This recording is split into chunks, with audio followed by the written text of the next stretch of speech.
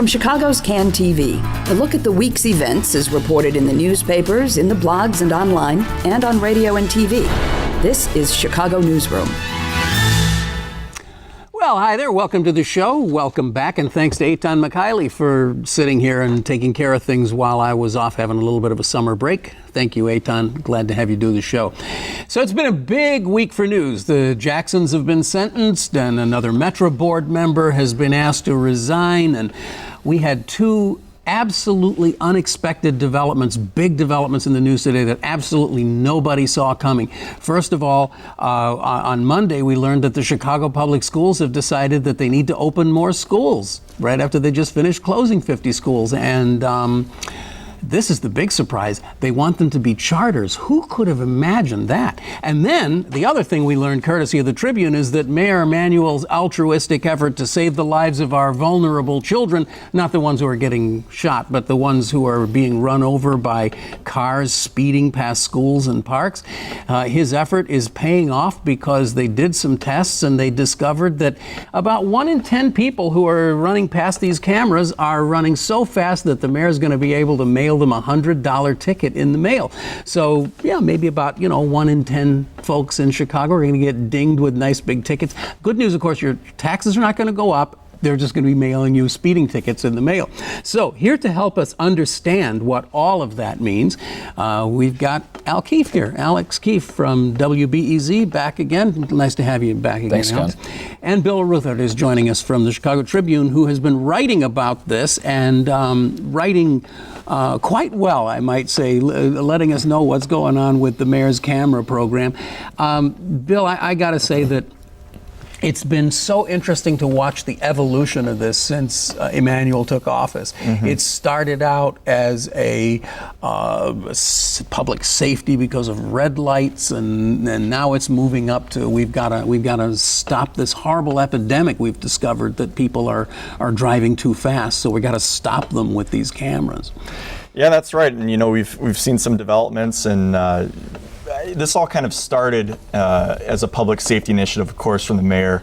The most recent details we've learned all kind of came out of the city finally awarding the contract to the vendor who's going to operate these speed cameras, American Traffic Solutions.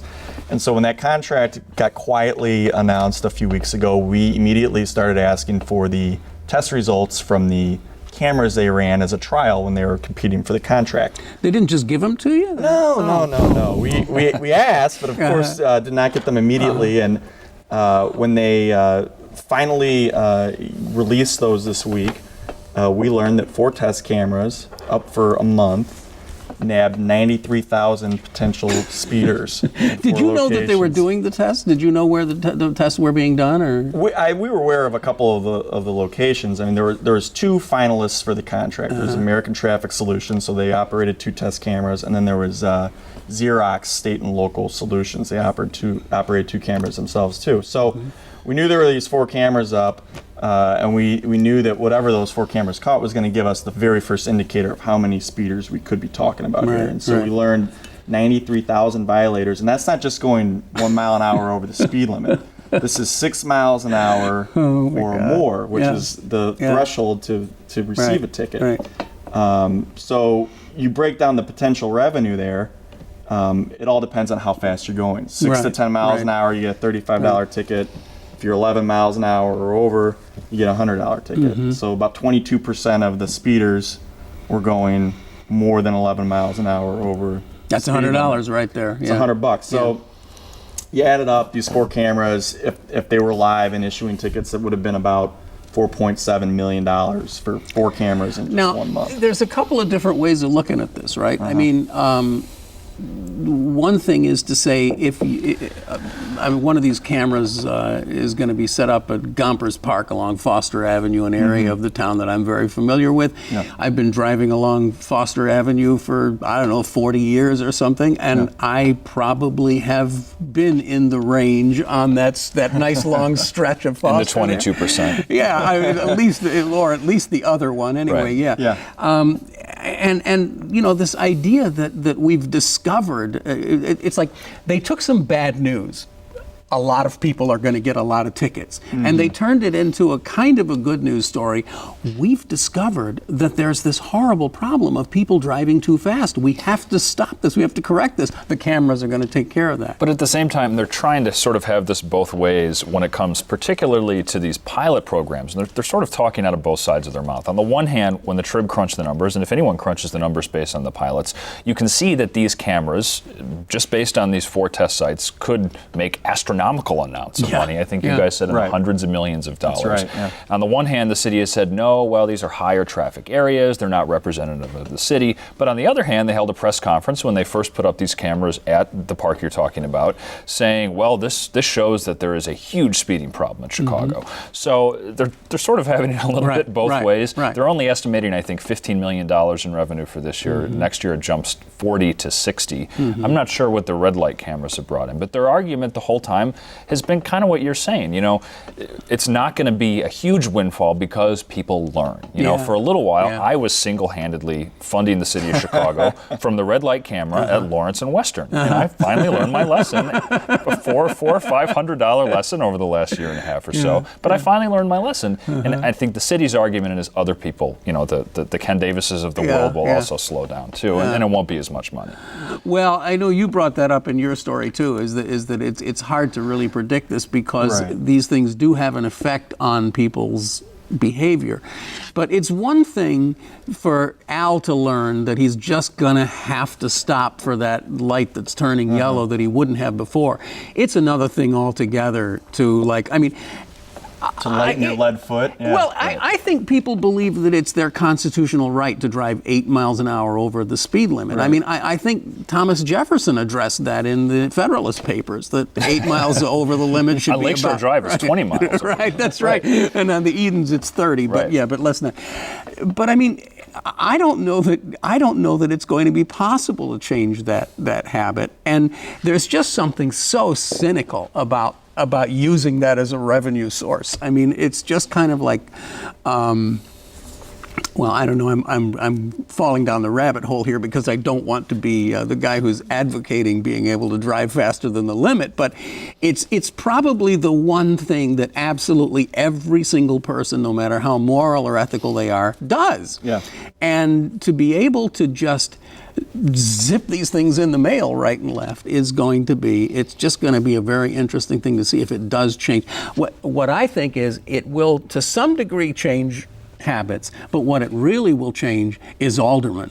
Because people will start, they will take off after their aldermen, and if their aldermen don't do something about it, then you will this will be the first time that there will be a city revolt against the city council, and you'll see people running on the platform, elect me and I'll get rid of the speed cameras. Well, for the record, the vote on the speed cameras was 33-14, so there's 33 aldermen out there. I mean, that was almost a revolution right there. Right, and you know, I spoke with one of those aldermen in the story we had the other day, Alderman Beal, who voted for the speed cameras after they shrunk the number of hours that they would be operating, not 24/7 or whatever. And immediately after we told him what these numbers were, he said he was changing his mind. He no longer supported it. He was going to do everything he could to put the brakes on this. Good luck. It's a 5-year contract. And he's talking about putting up aldermanic signs in his ward that say, warning, speed trap ahead. Because, you know, I noticed the signs they're putting up now, they're signs, but they're subtle, you know, camera enforced. They're not like a flashing red light. It's going to take some time for folks to even realize they're there. And again, let's just be honest here for a minute, right? If you were the mayor and you perceived that in this sprawling city, the biggest issue you had to face was the fact that some people are speeding a little bit, and that you had to solve that, the way you would solve it is the way it's being done all over the country, where there are really serious intersections where speeding is a problem. I was just driving Route 1 in California while I was on my little vacation, and there are these switchbacks where, you know, you have to go to 25 miles an hour or you'll be in the ocean. And they have these little radar signs that say speed limit ahead 25, your current speed is 47, right? So that is a real incentive to slow down. They don't need to give me a ticket to know that you have to slow down. So if that's what you really want, the technology exists to do that without giving people tickets. And I think that the scary potential here is the omnipresence of this system, and maybe that's what we don't feel yet. I'm not sure how many red light cameras there are in the city. It escapes me right now. But this year they want to do, I think, 50 of the speed cameras. Right. I think state law allows for 300. 300 eventually. And it's not an intersection, it's a whole stretch of road. I just got back from, I was on vacation in England, and I was driving with one of our friends who lives in England, and they have whole stretches of highway that are enforced by these cameras, and the speed limit slows. I mean, this really has an effect on people's behavior because you think that you're being watched all the time. Right. So I think as these roll out, people could really begin to feel the effect much more than the red light cameras are just at these intersections. These can be within 1/8 of a mile of any school or park in the city, which we've done previous stories that it could cover almost half the city. And there's a provision for them to have mobile units where they're on a van, so potentially they may not be ones that we don't know how many of those could possibly be. But the more you look at it, the more depth there is. Certainly, they're predicting 40 to 60 million in revenue next year. But these 4 test cameras alone, if you project out what they're going to be, that's 56 million for 4 cameras. Now, they say there's caveats. 10% are emergency vehicles, or you can't see the license plate. They only collect 70% of the money. People are going to change their behavior. Still, you account for all of that. It's still going to be a good chunk of change when you get up to 50 cameras and eventually 300. There are just so many aspects of this that I think are just really fascinating. But another one is that up until now, if you were caught speeding by a Chicago police officer, you got a ticket, which then went to the Secretary of State, and it counted against the whatever is it 3? I don't know, but there's a certain number before you can actually lose your license. It's a moving violation. It's a moving violation. They have managed, and this is something that was the genius of Richard M. Daley. He managed to essentially not privatize, but decriminalize all of these actions that you could take into the city and just go before some hearing officer. So you know that you don't have a chance, right? I mean, it's kangaroo court. There's no point in going there. So you just pay the damn ticket. Well, now they've managed to do this with a really genuine moving violation, where if they really were serious about it, then it should be forwarded to the court, and you should get a ticket that counts against your driver's license, right? But if they did that, then there would be such an outcry that they couldn't have the cameras.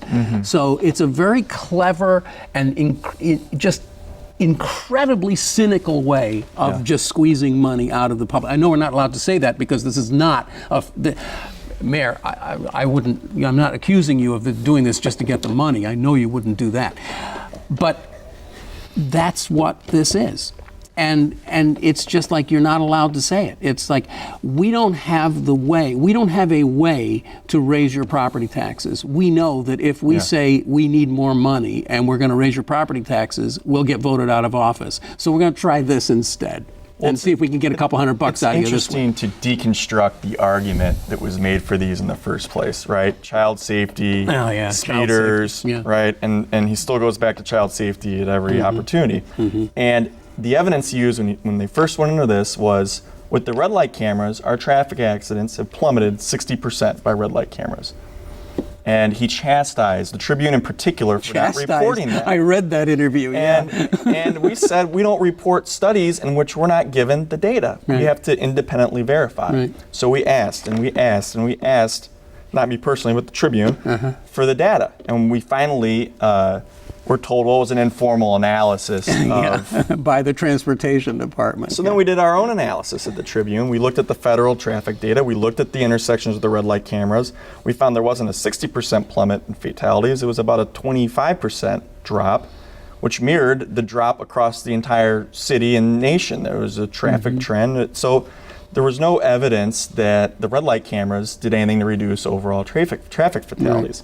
So then the Emanuel administration says, well, that was a preliminary study, that we shouldn't have released it. And then they started citing pedestrian deaths. And we looked at pedestrian deaths and, same thing. I mean, that they had been dropping for decades, and so there's yet to be any concrete evidence that these cameras, red light or speeding or otherwise, that's been cited by the city at least, reduce any kind of danger, fatality. Now, or certainly it's increase going to public change safety. It's going to change some driving behavior, but whether it saves lives, I think we're a long way from seeing any concrete evidence to suggest And there's something I genuinely don't understand, but the cameras are in locations and operating at times when the speed limit is reduced. Is that always correct or generally correct? I mean, isn't the speed limit like 20 miles an hour around schools? Yeah, so the way it works is there's during school hours, it's like 7 a.m. to 4 p.m. It's a 20 mile an hour limit, and then from 4 to 7 p.m., which is when the cameras turn off, it's 30 miles an hour. Parks, I think it's 30 miles an hour all day long. The interesting part about the school's cameras, and this is one thing we'll be looking for in particular, is that in the school zone, the camera not only has to catch you speeding, it has to have an image of an actual child in the video. So in the picture. So the kid's got to be on the playground, something's got to be going on in that video for them to write you the ticket. That's not true for the park. So that's another issue the Emanuel administration cited, is these test cameras, we didn't go through it and cull through the video and look for children, so that also could drop the results. Well, we mentioned on the show a while back that this would be a good opportunity for families to raise a little extra money to just rent their kids out to stand on the sidewalk in front of a camera for like 2 or 3 hours for a few bucks. It would help the city out. Everybody would win, right? Yeah. I'm sorry, I cut you off. I was going to say what Bill was saying. Running on here. All right, so I think we've beaten this story into the ground, but it's just I got to say, it's just a favorite topic of mine because it's just like it is a classic example of how the city manages and massages a story, and how there's something that they want to do. They are going to do it. There's nothing you can do to stop them, but they're going to try to tell you that it's in your best interest and hope that you'll believe that. And we saw the same thing I think really with the charter school thing this week, where everybody was saying when they close these schools they're going to open more schools, and the school system was saying, oh no, we're right sizing the organization, and it wasn't 2 days before they make the announcement. I understand you were mentioning that our good mayor is on vacation right now. He is. He's camping. Have a good time. I know you watch this online anyway, so I hope you're having a good time, Mr. Mayor. I am told he's camping with the family this week, so there have not been any public events with the mayor. Of course, they still issue three press releases a day to let us know what the administration's up to. The goat at O'Hare Airport has had a baby goat. That's one of them we got. Is that right? From the administration. It's important stuff in August. That's TV tailored, man. Yeah, that's right. That's camera bait if I ever saw anything, right? Yeah, to our brethren in the TV in the TV world. So. Shall we talk politics? You guys both write about politics. You both spent some time in Springfield. Yeah. The governor. We've had this conversation on the show a bunch of times, and it just occurred to me that a lot of us are having this conversation. This thing that starts something generally like, don't count out Pat Quinn. He's a survivor. He can, no matter what, he can come back from the punches. And I'm wondering if maybe we haven't said that so often that we're starting to believe it, and maybe there are some things to talk about whether he really is going to be vulnerable in this race. Let's start with Kwame Raoul, the state senator from the south side of Chicago, who actually replaced Barack Obama in the state Senate, and who's been getting a lot of attention the last few days as maybe that third way in the Democratic Party, because you've got Pat Quinn and Bill Daley, and I think most people won't even be able to tell them apart. You could just swap their pictures on the campaign posters. They look the same. They apparently have pretty close views on everything except how bad the other person would be as governor. So maybe it's time for a new look. I don't know.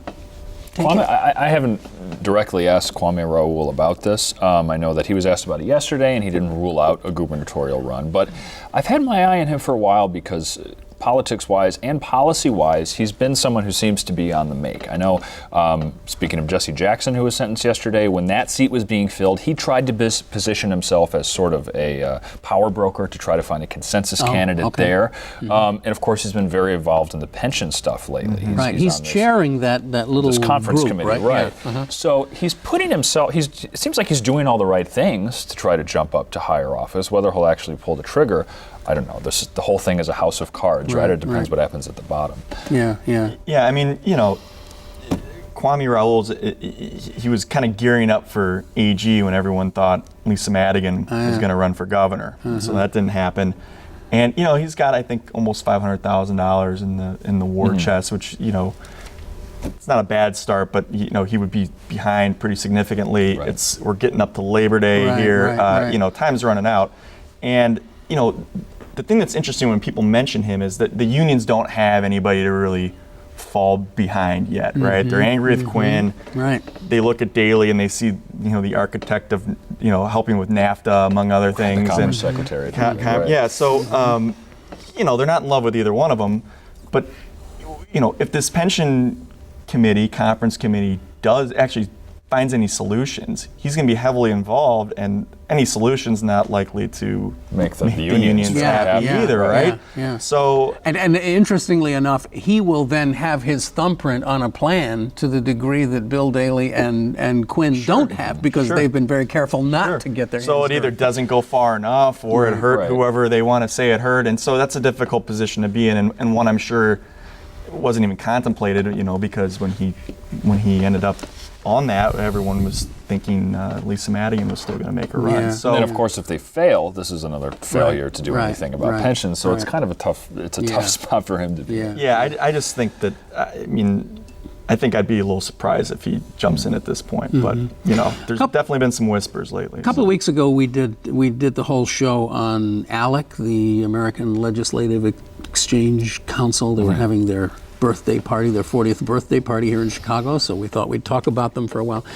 And one of the just staggering successes that they've had is by bringing legislation from one state to another and kind of having this similar legislation in each state. And I just completely lost my train of thought of what I was going to say. It was something about Kwame Raoul. That's never happened to me before, but there was something very important about that. But anyway, I know what it is.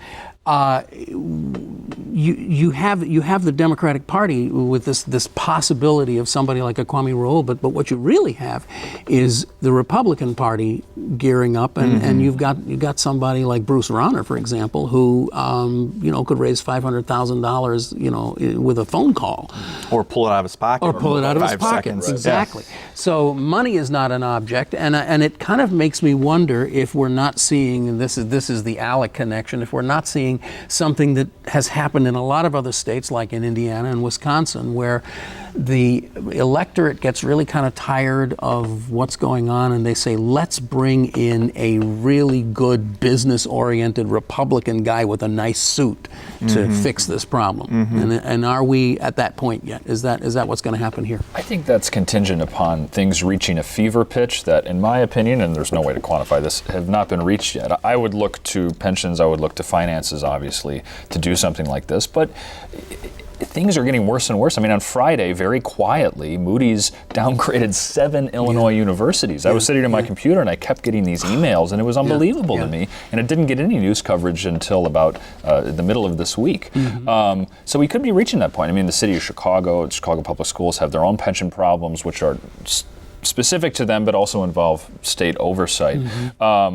Right now, have we reached that point yet? I'm not so sure with voters, but I think that's the thing that would do it, would be Illinois finances and the pension crisis that we've been hearing so much about, yet haven't seen a solution on. And you have to look at the political landscape. I mean, south of I-80, Bill Daley or Pat Quinn are not going to, I mean, you're talking about your moderates. I mean, Pat Quinn is, infuriated downstate voters with closing facilities, prisons. Bill Daley, I mean, the Daley name downstate is not a popular one. So I think, part of it is just the political reality of, when you do have if it's a well-qualified Republican who's well-funded, can get their message out, and can get those downstate moderate voters to listen. Same with the suburban voters who may be just fed up. If nothing's done with pensions by that time, and the state's just continuing to kind of limp along, I don't think it's out of the possibility at all. It's also interesting. I find it interesting to note that I think that the city of Chicago is becoming more conservative over time. It's not this.